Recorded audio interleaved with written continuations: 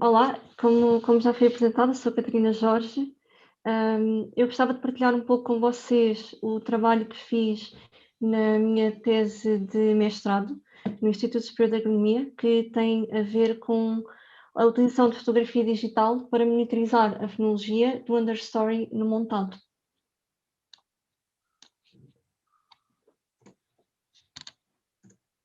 Portanto, eu acho que para contextualizar é importante percebermos que o método standard para fazer a monitorização da vegetação é a detecção remota, nomeadamente os métodos de satélite e o índice de Normalized Difference Vegetation Index, o NDVI, que faz uso da radiação do infravermelho próximo e da radiação do vermelho visível.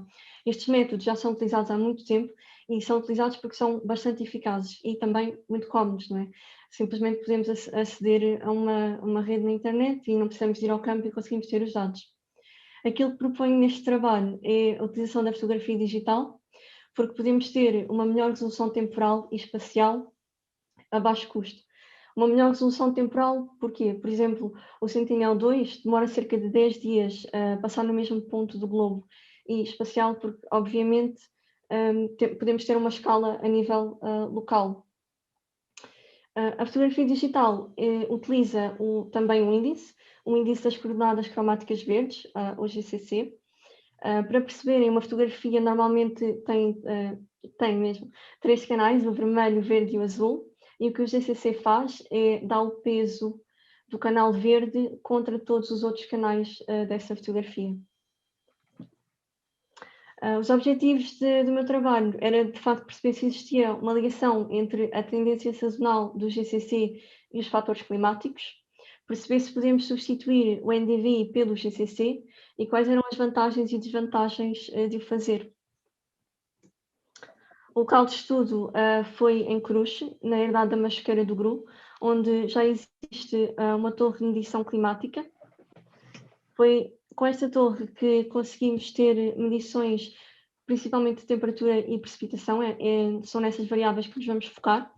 E aqui podem ver um mapa do local, e aqui é a localização da torre, e todos estes pontos foram os pontos onde fizemos medições de radiação, para usar no NDVI, e também onde tirámos fotografias para calcular o GCC. Portanto, nós decidimos dividir o understory em Plant Functional Type. Esta noção de Plant Functional Type é uma divisão com base na resposta que a vegetação tem aos fatores externos, ao clima. Então temos um PFT, que é o PFT da camada herbácea, e aqui medimos 4 plots. E temos também o PFT dos arbustos, que é composto por cistos e por ulex. Também medimos 4 de cada. Fizemos isto de 2011 a 2018, mensalmente. No caso do NDVI, utilizámos o Field Spec, que é esta mochilinha que vocês conseguem ver aqui, que tem um cabo de fibra óptica, que consegue medir a radiação emitida pela vegetação.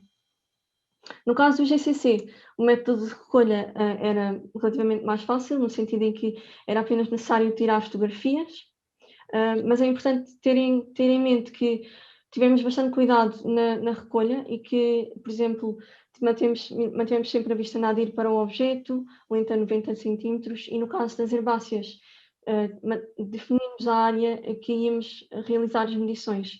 E também, para controlar o efeito de iluminação, que variava bastante e é importante, medimos sempre a todos os indivíduos por volta do meio-dia solar.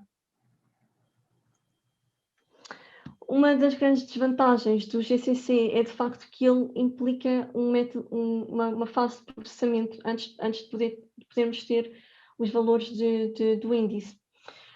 É necessário termos o software estatístico R e o package Phenopix. O R permite-nos carregar a fotografia digital e depois o utilizador vai selecionar aqui este quadrado preto, que é a região de interesse, ou ROI, e o software vai a cada pixel da imagem, extrai os valores digitais e calcula uma média do GCC. No nosso caso, nós achamos por bem ter uma média ponderada, porque variava muito, tínhamos várias fotografias durante o mesmo dia e o ROI variava muito, mas verificámos que não havia grande impacto no valor final do GCC. Em termos de resultados, nós conseguimos ter a série temporal de temperatura e precipitação. Aqui o que é importante focar-nos é que em 2012 existiu um período de seca e 2014 foi o ano mais chuvoso. Depois temos também a série temporal de todos os índices, o GCC, NDVI e NDWI. Ainda não falei neste índice. Este índice não foi inicialmente introduzido no trabalho, considerámos mais tarde, porque, claro, tínhamos dados para tal, e já vão perceber um pouco mais à frente porque é que consideramos.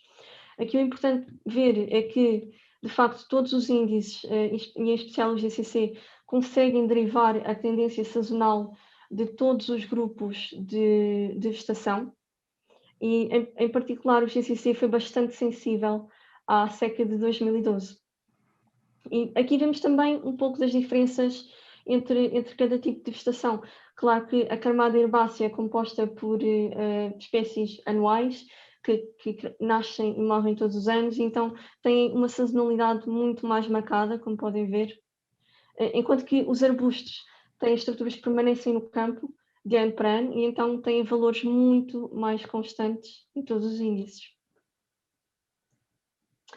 Mostro-vos também um bocadinho as fotos do campo. Aqui na primeira fila é o ano de seca e, portanto, faz sentido existir aqui atrás estes valores mais baixos no índice.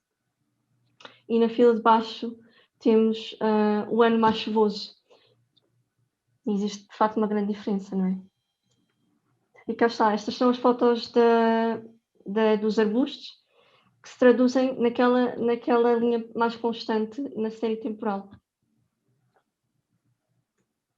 Depois disto, nós queríamos perceber como houve uma grande diferença de resposta entre a camada herbácea e os arbustos. Nós queríamos perceber, de facto, se esta divisão em PFT fazia sentido.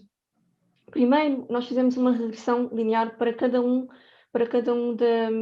dos grupos e verificámos que a regressão melhor dava-se nas herbáceas, entre o GCC e o NDVI.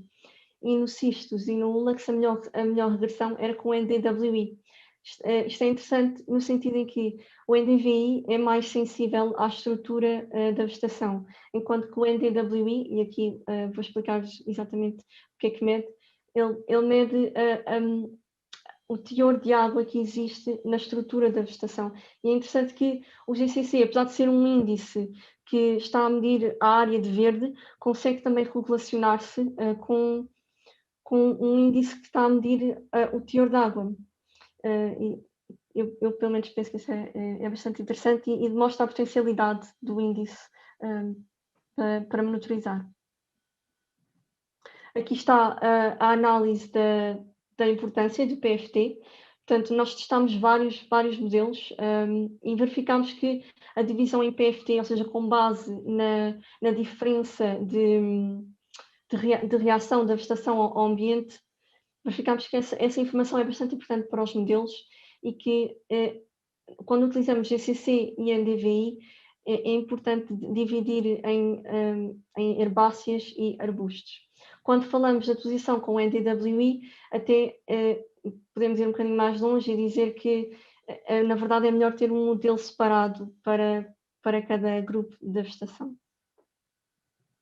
Para concluir, aquilo que eu gostava que levassem desta apresentação é que a camada herbácea foi de facto o melhor resultado que tivemos em termos de séries temporais com o GCC e NDVI. Conseguimos extrair o padrão sazonal da vegetação e este padrão sazonal também seguiu muito o padrão da precipitação. Também que a maior desvantagem do GCC tem a ver com o efeito de iluminação. Por exemplo, verificámos que havia uma grande diferença no valor de GCC entre fotografias da mesma estrutura de vegetação, mas com iluminação relativamente diferente. Apesar disso, apesar de ter sido a camada herbácea com os melhores resultados, não queria deixar que levassem que, no geral, os resultados do GCC foram bons e foram comparáveis aos do NDVI, apesar de termos tido uma resolução temporal limitada. E, ao fim e ao cabo, o GCC não pretende substituir o field spec e o NDVI, mas eu penso que é uma alternativa económica e eficaz que deve ser considerada e que é capaz de caracterizar vegetação herbácea, semelhante, vegetação mais anual, semelhante à herbácea. Obrigada.